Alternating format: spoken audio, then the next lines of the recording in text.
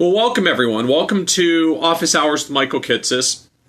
So I wanted to talk today about people becoming registered investment advisors and the Series 65. So when we look broadly at the world of financial advisors, the RIA segment, the registered investment advisor segment, is basically the only growing segment of financial advisors that are out there. So the total number of brokers and broker-dealers is in net decline. The total number of insurance agents is in net decline.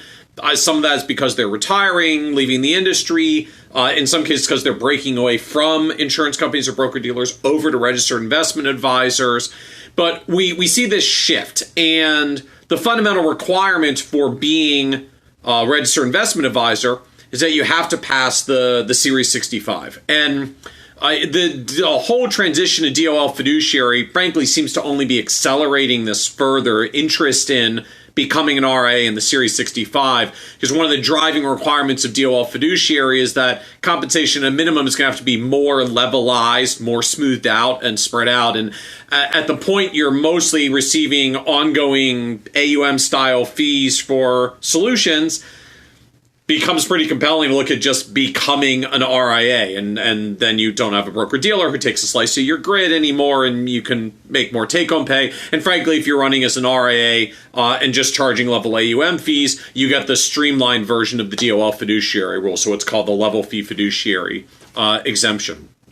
So the question I want to tackle this week that I've been hearing a lot over the past month or two as everyone seems to be assimilating in the looming consequences of DOL fiduciary is this question. So Charlie asked, I primarily sold annuities for the past several years, but with DOL fiduciary rule coming, I've decided to start doing more holistic advice. I know that I'll need my Series 65 to get paid to manage assets, but I'm nervous about the exam. Do you have any tips? So a great question, Charlie. First and foremost, I'll say congratulations to you for making the transition away from simply selling annuity products and into actually providing more holistic advice. I think that's a huge overall plus for just the indirect transition that's going to come from DOL fiduciary itself. Now, the Series 65 exam, for those of you who aren't familiar, the Series 65 is what's called the Uniform Investment Advisor Law exam. It's the licensing test you have to take to either become a registered investment advisor or technically to become the investment advisor representative of an RIA. So if you want to get paid for investment advice, get a paid fee for ongoing investment advice, you have to either be an IAR of a registered investment advisor or you become your own RIA and essentially the sole IAR member of it. Now, the Series 65 itself is 130 questions. You got 3 hours to complete it. Set passing grade is 72%. It's straight pass-fail. There's no super special bonus for getting a 90 versus a 73, aside from you are learning what laws apply to you as a registered investment advisor. So, frankly, I would kind of hope everyone shoots for 100%. But when you look at the breakdown of the Series 65 exam itself, so as the name implies, it's the Uniform Investment Advisor Law examination. So it's an examination about the uniform laws for investment advisors across all 50 states. So there's a big focus on rules and regulations. There's a lot of material on just types of investment vehicles and their characteristics and how they work, and then a little bit about basic economic principles and what's broadly called Know Your Client or KYC rules, which is you can't really give good investment recommendations for people if you don't know enough about the client. To sign up, you either submit what's called a Form U-10 if you're not already with a broker-dealer. If you are with a broker-dealer, you submit a U-4 in order to apply for the exam. Now, frankly, well, one of the nice things about this is unlike most other FINRA series exams, you don't have to be sponsored by a broker-dealer in order to take it. In fact, usually the whole point is you're going to become a registered investment advisor instead of a broker-dealer. You can be both. They're called hybrid or dual registered advisors. But often the point is to not have a broker-dealer affiliation, and you don't have to. You pay $165, you file your U-10, and then your exam window opens. You have 120 days to take the test. If you fail it, you got to wait 30 days to retest. Now, one of the questions I get a lot is how hard is the Series 65 exam? What are the Series 65 pass rates? Unfortunately, we don't know. There's no officially reported information on Series 65 pass rates the way there is for CFP exam pass rates. Frankly, I know people who have done it and said it was really easy. I know people who've done it and said it was brutally difficult. Frankly, I think a lot of it just varies on your comfort level with studying material and taking tests. I mean, the reality is the Series 65 exam, it is kind of a test of memorize rules and laws and be able to regurgitate it on an exam and pull that information back up. And frankly, some people are really good at that. We call them like good test takers. They're just really good at taking information in and recalling facts on an exam. Others struggle a little bit more. So, if you struggle with tests like that in general, you're probably going to find the Series 65 hard. If you find tests like that to be easy in general, you're probably going to find the Series 65 is really easy. Kind of comparatively to other exams. So, Charlie had said he was already an annuity agent. So, Charlie, you've already done the life and health exam in your state. I think what you'll probably find is Series 65 is kind of comparable difficulty to the life and health exam, little easier than the Series 7, maybe comparable as well to the Series 6. Certainly compared to broader designations out there like the CFP exam. CFP exam is way, way harder and more complex than the Series 65. They're not even in the same camp as each other. At the end of the day, the Series 65 is still fairly limited time to get through. So most folks I know that go through and study for the Series 65 take about 2 to 4 weeks to prepare for it. Maybe they spend a few hours a day, a couple of days a week. If you're good at going through material, reading it, and retaining it, you may be able to just buy some self-study guides, read through, retain enough the information, you'll go take it, you'll spend maybe 10 or 20 hours just self-studying for the exam. Most people do at least a little bit more prep. Maybe you make flashcards for yourself to test some of your facts. Maybe you take some practice exams, do sample exams. There are a couple of providers out there, and spend another 10 or 15 hours doing that. So you're in for maybe 20 or 30 hours of studying. Probably at the high end would be people who take a month and spend 40 to 50 hours cumulatively studying for the material. Now, the good news is because it's such a widespread standard exam, there are a lot of providers out there that do everything from study materials, both written and instructors either doing recorded videos or even live videos. Lots of people who provide flashcard materials, that provide practice exams. So there's a lot of choices out there. Now, when I did mine with materials from a group called Dearborn, which I know still does study test prep materials. I don't think Dearborn actually does the Series 65 text prep anymore. I think they sold it off to someone else along the way. So, I talked to lots of advisors out there who go through Series 65, and I can tell you the ones that I hear most commonly that are well reviewed, right? Like people who say, I did the test prep, then I took the test, and I felt the prep material appropriately prepared me for the test, which is what you would want. So number one I hear most often, Kaplan's Series 65 program.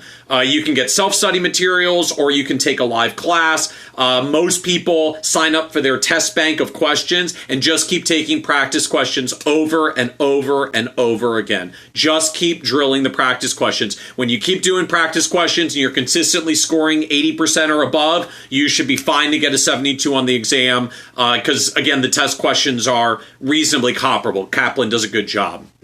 The other program I've heard a lot of good reviews about, I have to admit, I'm not familiar with it. I haven't been through it myself, is called Test Teachers, TES Teachers. They do study materials for lots of different programs, including lots of different series exams, and do this for Series 65 in particular.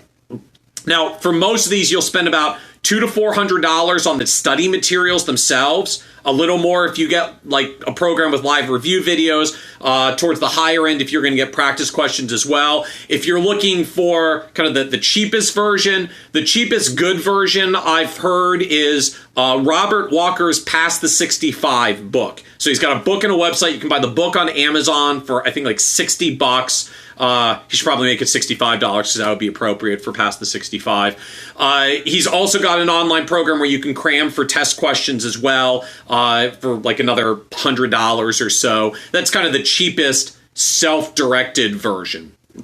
Now, I saw a question come through. What's the difference between 65 and 66? Great question. So there are lots of different series exams. The Series 65 is what you need specifically to become a registered investment advisor.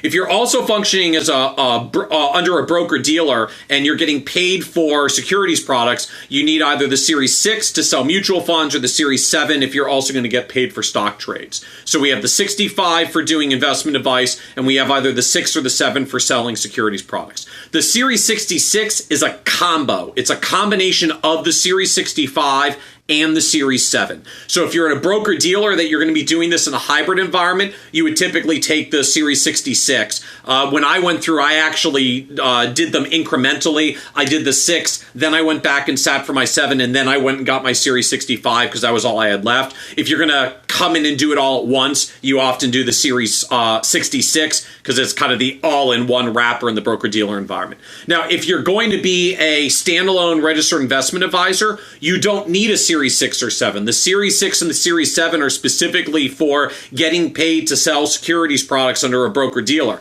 If you're a standalone RIA, you don't have a broker-dealer. There's not one in the picture. You don't need one there. You don't have to be sponsored by one. So people who are going standalone RIA typically just do the 65. If you're in a broker-dealer and you're looking to do all of it together and you're going to be a hybrid dual registered, then you're probably looking at the Series 66, either to do a combo all at once, or some people just do them incrementally to build up over time. It depends on how you're ramping up your career. Now, the other thing worth noting about the Series 65 exam itself is there's a waiver. You can get out of it. You can get out of the Series 65 exam itself if you have another approved professional designation. And NASA, which is the State Securities Administrators Association that sets these rules, has a couple of different professional designations they allow. CFP marks clear you. So if you got your CFP already, you do not need to go take the Series 65 exam. If you've got a CFA, you're in the clear. If you've got a CHFC from American College, you're in the clear. If you're a PFS, personal financial specialist from your CPA license, you're waived out of the Series 65. And then if you have the CIC, which is a Chartered Investment Counselor program from the Investment Advisor Association. So any of those designations, and you don't have to take the Series 65, it's automatically waived. Now, if you want to get paid for investment advice, you still have to become an RIA. You still have to register as an investment advisor, either with the state or with the SEC if you're going to be across multiple states and you're eligible by assets. So the professional designations don't waive the requirement to register as an investment advisor. They just waive the requirement to do the test, to do the exam as part of your overall registration requirements. So I hope that helps a little for some context. I think we're going to see a lot of people, frankly, in Charlie's situation that have maybe been part of the product ecosystem in the past that want to start doing more holistic advice now that DOL fiduciary is coming and is likely to cram down commissions to some extent anyways. If you're going to shift to a more levelized compensation model, most advisors find once their assets grow to a certain point that it's hard to justify being on a broker-dealer. You can make your RIA, pay your own expenses, outsource your investments to a third-party asset manager, and still actually net more dollars. Unless maybe you go to an independent broker-dealer where you can negotiate a much higher grid payout. So there's going to be more RIA registrations going forward. I suspect we're going to see a lot of people going out for the Series 65. But the bottom line, Charlie, is it's. I don't think it's a horrific exam by any measure. If you were able to get through your life and health okay, and maybe you've done your Series 6 as well, I don't think you're going to find it any worse than those. Most people I find view them pretty comparable. If you're good and comfortable taking tests, you're probably going to find it really easy. Just go through, spend a few weeks, read the books, get the study materials, and you'll be able to recall the information. If you struggle a little taking tests, definitely plan to do practice exams. And frankly, just keep taking practice test questions from the test bank over and over and over and over again until you're scoring 80 plus, and then you should be in the clear for taking the exam. Frankly, I think from the grand scheme of things, to me, the Series 65 is actually still too easy. And I don't mean that to put down anybody who found it difficult. But I mean, when you think about it, the Series 65 is the only dividing line between person off the street and consumer's life savings.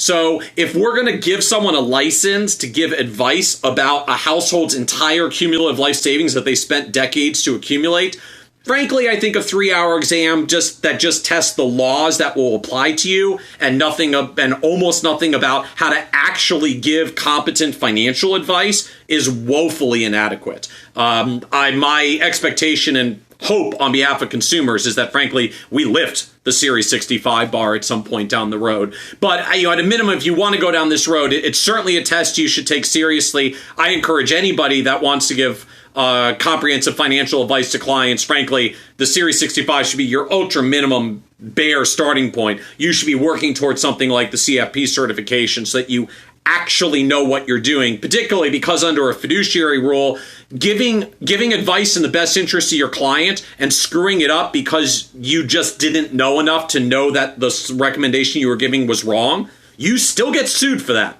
It's not just about acting in the client's best interest. You have to actually be competent in what you're doing. So Series 65 is a minimum licensing requirement. Certainly, I think not best practices, but it's something that you can work up towards. And, if you start with your Series 65, you can move on to your CFP. If you've done your CFP first, or you're an advisor in the industry and you go get your CFP, it'll be easier when you do the switch to RIA because you won't even have to take the exam at that point. You'll be waived out. So I hope that helps a little, and just the landscape of Series 65, some tips for either passing it and getting through it or waiving out of it if you're not going to have to take it. This is Office Hours with Michael Kitces, Tuesdays, East Coast time at 1 p.m. Hope this has been helpful. Thanks for joining, everyone, and have a great day.